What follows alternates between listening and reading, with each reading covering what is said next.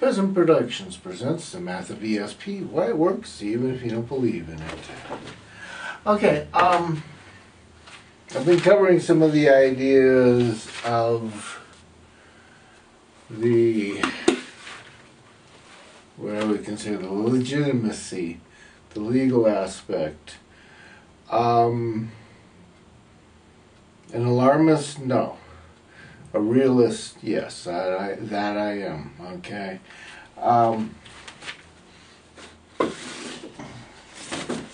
You know, as I point out here, you get up on the list somehow there. Okay, you got this radiation aspect in here that causes mutations all by itself. You don't need to mix it with anything else. You have the coal mining, the oil industry, the petroleum industry that's constantly dumping chemical into all of your waterways, all of your land, everywhere and everything. Okay, the Gulf of Mexico is coated on the bottom with a sludge because they sank all that oil. It's out of sight and mind. Don't worry about it. It's down there. It's doing something. It's toxic. Anything that's breeding around it has a high chance of mutation from that. Okay, you got your chemical factories. I should also say you got your medical factories too, the pharmacies and such. You got the factory farming of animals and stuff. Pig farms and chicken farms and turkey farms and stuff like that. And they're dumping so much antibiotic into the animal to keep it from getting sick because it's all the it's enclosed in a cage. It does nothing but eat, fart, poop, piss, get killed for food. Okay, the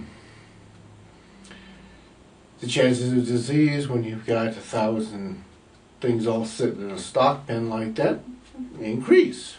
So they pump a lot of antibiotics into it. That gets into the wastewater that goes out into the ponds. The ponds are basically just dumped into the rivers and wherever they can get away with it. There are places in the south where reportedly they just spray it into the air to atomize it, and that's quite often a practice done where it's got African neighborhoods nearby. All that feces in the air. All of this stuff breeds mutation, okay? And then you've got things like the microplastic and stuff, which is a different thing in the pollution and all of that, but it's killing a lot of stuff off. The SO2, the acidity balance, acidity, alkaline, back and forth, that will create mutations of different sources. So you've got a variety of things here that can do stuff. You've got the temperatures climbing, which increases, in most cases, bacterial and viral reproduction rates. And you've got all this stuff going on with all these various pollutants and stuff, any one of which can be a cause of concern. Something else you need to think about is that your Arctic tundra is thawing, and your ice caps and stuff are thawing. How many 10,000, 20,000, 30,000-year-old viruses and bacteria are now exposed? And unlike the stuff that has been slowly getting used to all this,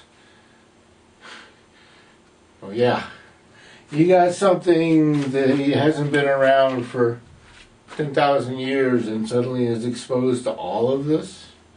Down here, warfare.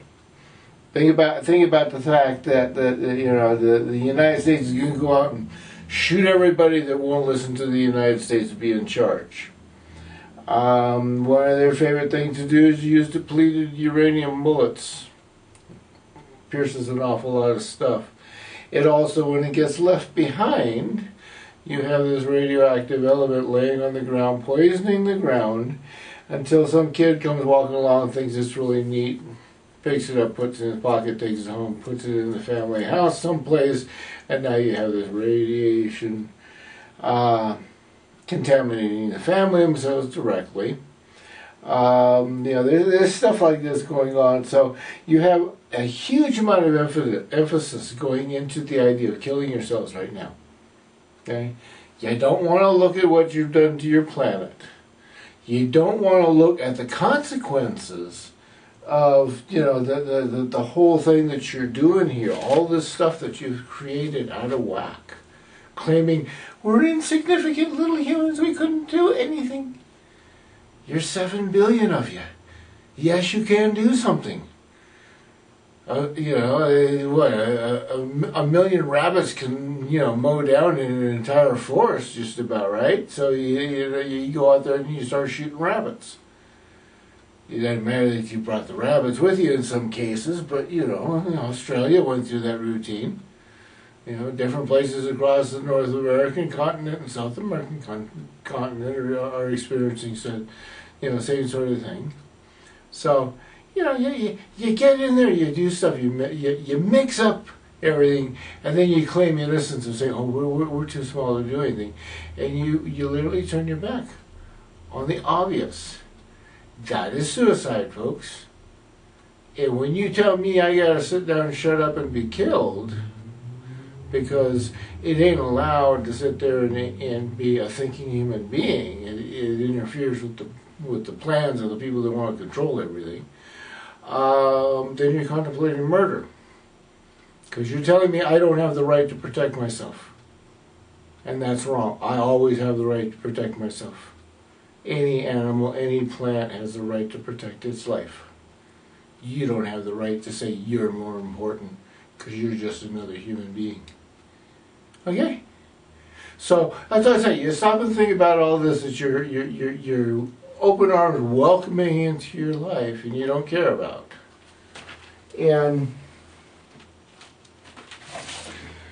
then you think about this list and you think about how many people there are out there just love to strike it rich, find that golden nugget. And here's a whole list of things you could be doing for your survival. And at the same time, you can definitely get rich. I mean, like I said, one of the fun ones for me is the fruits and vegetables department. Space-age satellite-grown lettuce. Shipping it down, to all these people that are in drought areas and weather-ravaged, flood-ravaged, volcano-ravaged, pollution-ravaged areas. They need food. How much lettuce, carrots, tomatoes, and you just drop ship it down to different parts of the planet. You don't even have to sit there and hassle a whole lot because, Ethiopia needs it, fine. You have a drone take it down to Ethiopia. North Carolina needs it, you ship it down to North Carolina. Not an issue. All of these various things can be made up there in space, and you could be having something.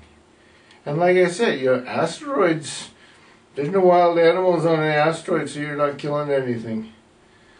But there's probably plenty enough asteroids and things out there that got all the basic minerals for all your growing, all your ice for water, all kinds of things, all kinds of solar power available. Millions of square miles of solar panel, and you're not even going to start to take up any real big space anywhere.